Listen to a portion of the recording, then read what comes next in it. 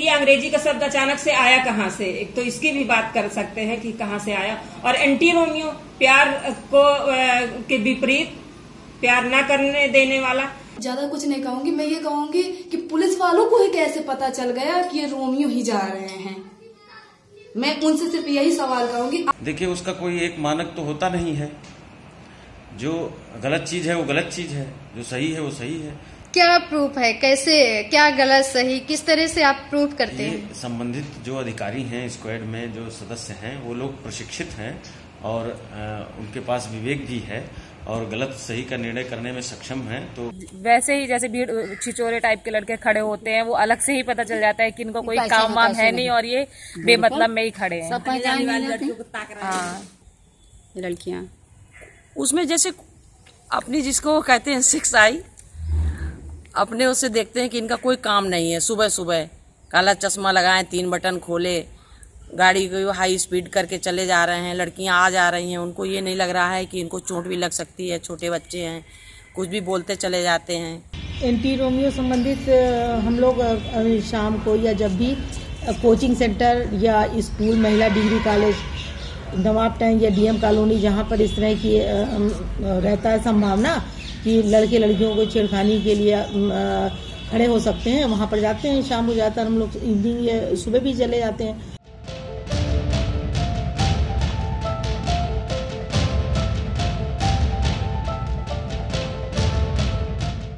क्या घटना हुई थी आपके साथ एंटी रोमियो के तहत? मेरे मामी के एग्जाम पीसीएस का, तो मैं स्टेशन छोड़ने गया था। स्टेशन छोड़ के आ रहा था, जैसे स्कूल के सामने जस्ट जहाँ त्रिवेणी सर कोचिंग है मैथ की, वहाँ पर कुछ मैम लोग बात करें कि उन्होंने मुझे पकड़ लिया, करेंगे एंटी रोमियो स्काउट का आप पकड़ा गया है। मैंने मामा को, अपने छोटे मामा जी को फ़ोन किया, वो आए, तब उन्होंने मुझे पेनाल्टी भर के तब हम लोग गए। कोई एक्सक्यूज सुन ही नहीं रही थी मैम लोग, कह लो तुम पेनाल्टी भरनी पड़ेगी। मैं बता रहा था मैम मेरे पास गाड़ी कागजात हर चीज़ है, लेकिन बस मैं हेलमेट भर नहीं लगाया था, बस इतनी मेरी गलती थी। बाकी मैं तो सीधे छोड़ के सीधे घर ही जा रहा था। बाकी मुझे वहाँ किसी का विदाउट हेलमेट था, विदाउट हेलमेट वालों को गाड़ी रोक रहे थे, पास में खड़ा कर रहे थे और कहते थे एंटी रोमियो स्काउट की तरह आप पकड़ रहे थे, सबसे पेनाल्टी ले रहे थे। अब नहीं छोड़ रहे थे, अब पेनाल्टी देनी ही पड़ी।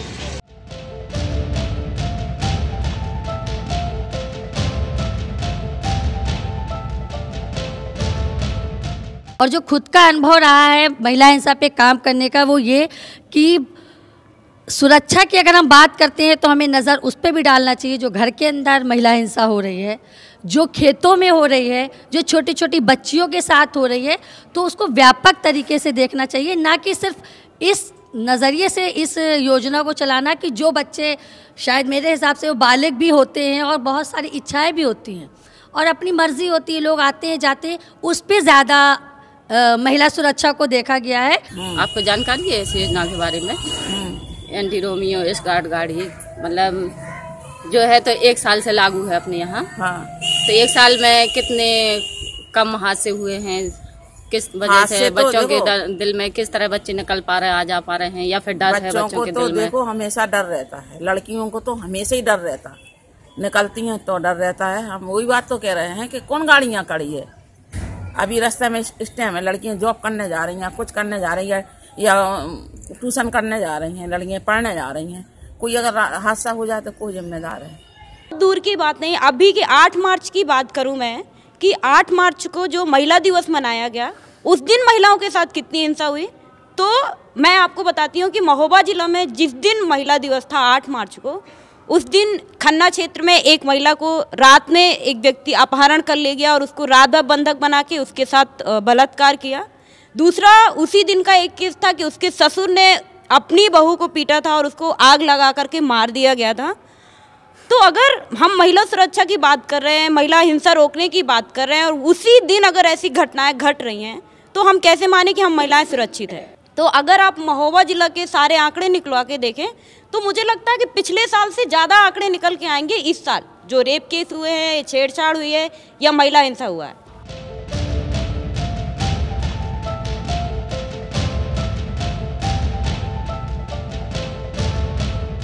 कोई निर्दोष फंस रहा है, निर्दोष के ऊपर मुकदमा लिखा जा रहा है या किसी प्रकार की उसके ऊपर ऊपर कोई भी कार्रवाई की जा रही है तो निश्चित है कि कहीं ना कहीं उसके कैरियर पर दाग लगेगा और उसका कैरियर नष्ट होगा। माइंडली डिप्रेशन में आ सकता है। नए उम्र के बच्चे हैं, मान लीजिए एक दूसरे के फ्रेंड है, दोनों फ्रेंडशिप में वो उसको ड्रॉप करने जा रहा, बीच में फैमिली आ गई, पेरेंट्स आ गए, पूरा माहौल रच गया, न्यूज में आ गया, वो तो वो डिप्रेशन में आ सकता है, लड़का हो या लड़की हो दोनों।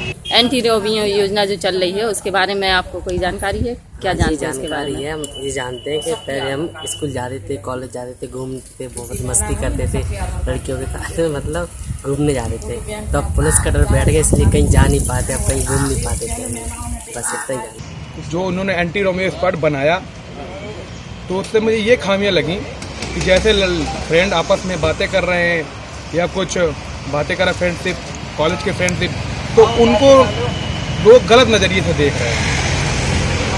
और कुछ पुलिस वाले ऐसे भी हैं जो इसका गलत फायदा भी उठा रहे हैं, जैसे कि आप बैठे हो, मतलब अपना वो दिखा रहे हैं पावर, लड़के के ऊपर जबरदस्ती पावर दिखा रहे हैं, तो एक ये कहीं ना कहीं इसमें खामियां रह गई हैं। यहाँ तक योगी सरकार ने ठीक ही किया है कि एंटी रोमियो स्क्वाड जो लगाया हुआ है इसमें से यानी कि काफ़ी हद तक लड़के उसमें आए, यानी कि अपनी लाइन में आए हैं। काफ़ी पेरेंट्स इसमें से जागरूक हुए हैं जो लड़कों को बाइक दे देते थे इधर उधर घूमने के लिए। इसी टाइप में थोड़ा कंट्रोल हुआ है, बस हो गया।